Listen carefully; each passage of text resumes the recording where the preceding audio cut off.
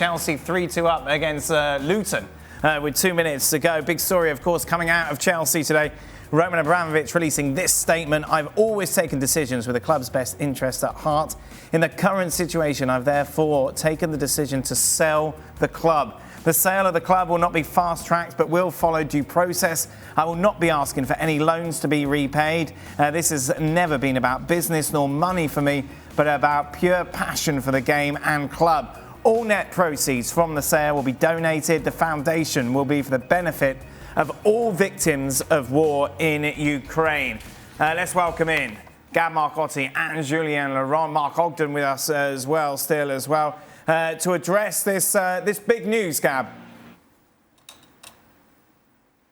Yeah, it's remarkable news. A lot of theories out there right now about what might have motivated this. The obvious one doing the rounds here in the British media is that possibly the government could be looking to freeze some of his assets in this country. Although the problem with that is, if he says it's not going to be a quick sale, if he says it's going to follow due process, it's not clear how it helps him. I think some level of confusion also about the statement itself.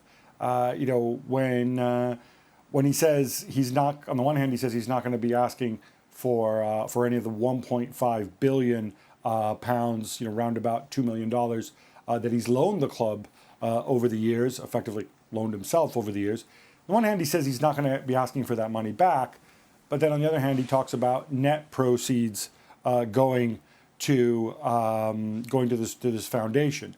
I personally, effectively, if all this is true and you take it at face value, you read it like that, he's just walking away with absolutely nothing, having put $1.5 billion in. If that's the point, then why walk away at all? Why not just let the government seize your assets if you think that that's what's going to happen? So I think there's still some clarification to be had there, but certainly a very momentous day, 19 years after he bought the club. And Jules, it all seems to have moved very quickly. Yeah, that's right. If you think about even Saturday afternoon, where everything looked normal and Chelsea were preparing for a League Cup final, and then suddenly it all kicked off there. Really, the first statement saying that he would take a step down on running the club and that stewardship and the care. And then the next day, the Chelsea statement, almost following it in a way. But then we heard about the confusion with some of the trustees from the foundation, not sure who would really be in charge, not in charge.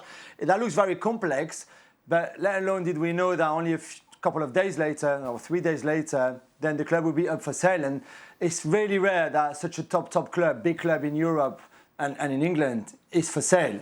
It'd be fascinating to see who comes in with what kind of offers, what kind of money, how quick or not the negotiations are, if there's a few offers, who does Abramovich go for?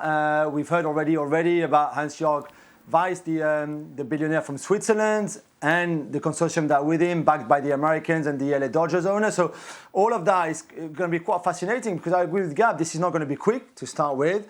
There's still a lot of question mark over why now as well. The timing could not be, of course, it could be linked to what's happening in Ukraine, but there's still a lot of question mark around why is he selling, why now, is he under pressure, does he feel the pressure, is there some sort of agreement maybe even with the British government saying okay, if you get rid of the club, if you sell the club, then we might not touch to the rest of your assets. I don't know, there's a lot of things that we clearly don't know yet. Mark, how attractive is Chelsea as an investment?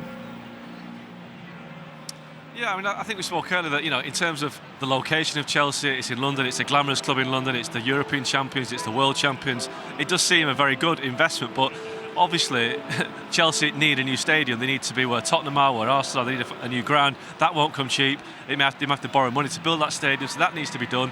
And the club itself, if Abramovich isn't there to put the money in, as he has been doing with his loans, then can Chelsea sustain themselves as a kind of a normal football club with a normal business plan without having to sell the best players?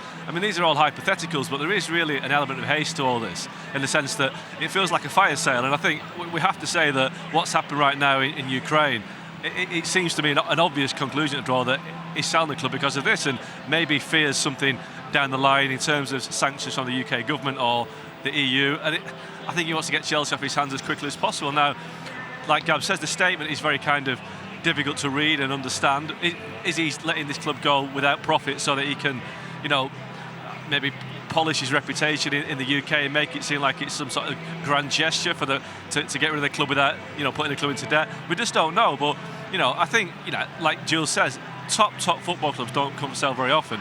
We saw how long it took the Saudi Arabians to buy Newcastle and the process it took for that. I'm sure they would have loved to have bought Chelsea. So there will be people out there that want to buy Chelsea, but it's not as straightforward as buying a big club in London. There are things that need doing. Like I said, the ground needs an upgrade, and they have to be able to compete with Man City, with PSG, all these clubs that can probably outbid Chelsea and have outbid Chelsea in the market for the last 10 years. Well, thank you very much for watching ESPN on YouTube. For more sports highlights and analysis, be sure to download the ESPN app. And for live streaming, premium content, and let's not forget as well, ESPN FC 7 days a week. Subscribe to ESPN Plus.